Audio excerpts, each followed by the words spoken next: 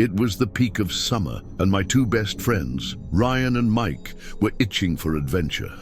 We decided to camp in Pine Hollow Reserve, a sprawling forest notorious for being off-limits after dark. The thrill of breaking the rules outweighed the risks. By sunset, we had set up camp in a secluded clearing, our fire crackling warmly as the forest grew darker. It felt like we were the only people for miles. The night started peacefully, with laughter and the faint hum of crickets filling the air. But as we sat around the fire, a sharp, clear whistle pierced the stillness. It wasn't an animal. This sound was deliberate. We froze, exchanging uneasy glances. Probably just another camper, Ryan suggested, though his voice betrayed his nerves. We decided to ignore it and carried on. An hour later, a loud pop startled us. A firecracker exploded directly into our campfire, scattering embers into the air. We jumped back, panic setting in. "Who the hell did that?" Mike yelled, his voice trembling. We grabbed our flashlights and scanned the surrounding trees, but the beams revealed nothing but dense shadows.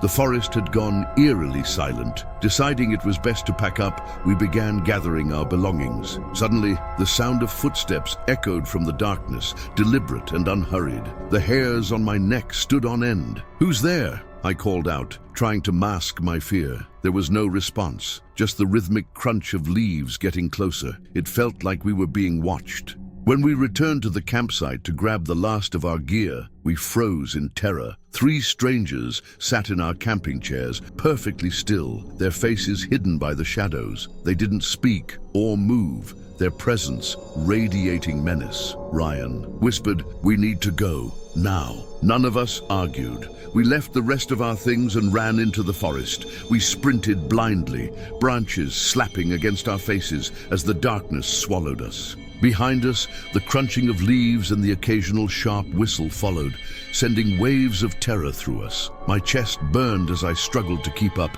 adrenaline fueling my every step. It felt like the forest was closing in, trapping us with whatever was out there. Finally, we emerged onto the main trail, the faint glow of the parking lot lights in the distance. We didn't stop running until we reached the car. Ryan fumbled with the keys, his hands shaking as we piled in and locked the doors. As we sped away, Mike turned back to look at the trail. "They're just standing there," he whispered, his voice hollow. We never returned to Pine Hollow Reserve. The next day, Ryan found a photo on his phone, one of us sitting around the fire, taken from the edge of the woods. None of us had taken it. I still wonder who or what was watching us that night, and I'll never forget the feeling of their silent gaze. Some places are forbidden for a reason.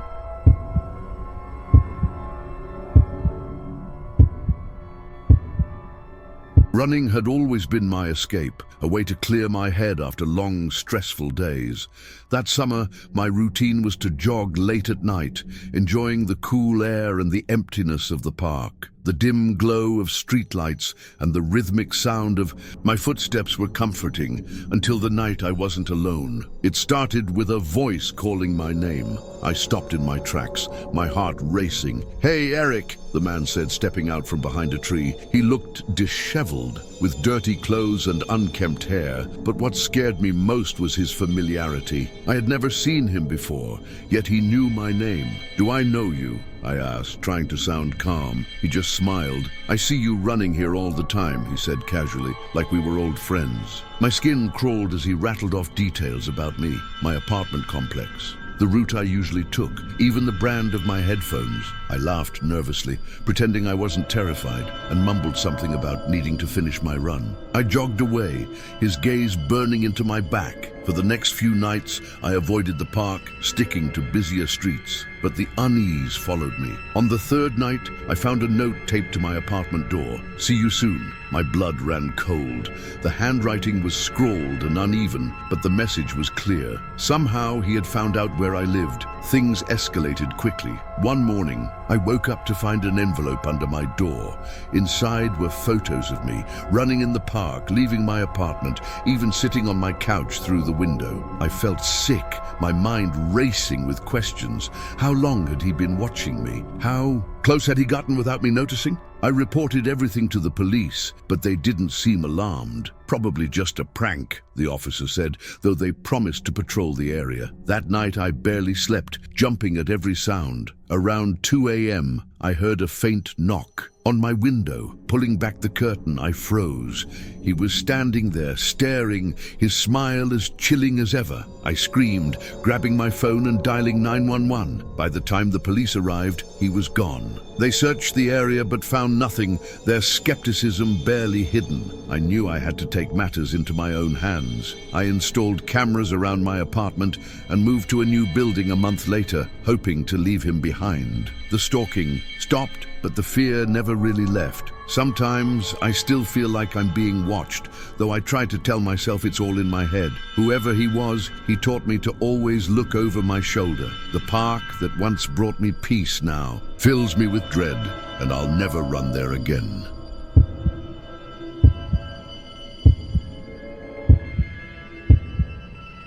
I wasn't thrilled about going to the party, but my roommate convinced me. "It'll be fun," he said. So I gave in. The house was massive, with music blasting and people spilling into the backyard. I grabbed a drink and stuck to the edges, not really in the mood to mingle. It was shaping up to be an ordinary night until I noticed the shadow on the roof. At first, I thought it was just someone messing around, but the figure was too deliberate, crouching low and moving slowly. I nudged my roommate. "Is someone on the roof?" I asked. He shrugged, not even looking up. Deciding to investigate, I slipped out to the backyard, craning my neck to get a better look. That's when I saw them, two figures, one pulling something from a duffel bag. My heart raced as I realized what they were doing. They weren't just hanging out. They were trying to break into the house through an upstairs window. I hurried back inside to find the host, a guy named Danny. "There are people on your roof," I blurted out. He looked at me like I was crazy, but followed me outside to check. Before we could do anything, a loud crash came from upstairs. One of the burglars had smashed a window, and within seconds, they were inside. Danny and I ran back into the house, shouting for everyone to leave. Chaos erupted as guests rushed for the doors, spilling drinks and knocking over furniture. They, burglars, now visible, froze momentarily before bolting down the stairs.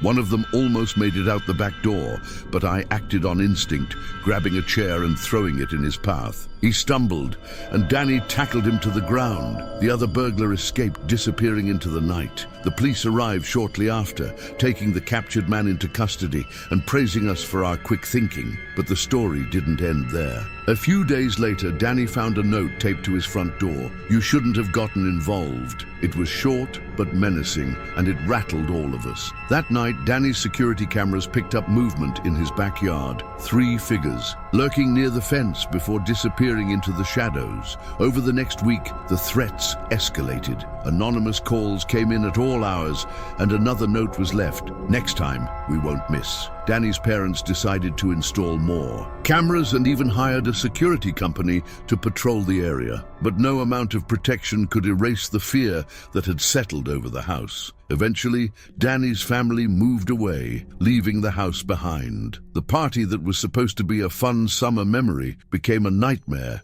none of us could forget. Even now, I double-check every lock and glance over my shoulder, haunted by the thought of what could have happened if we hadn't acted. Some risks aren't worth taking,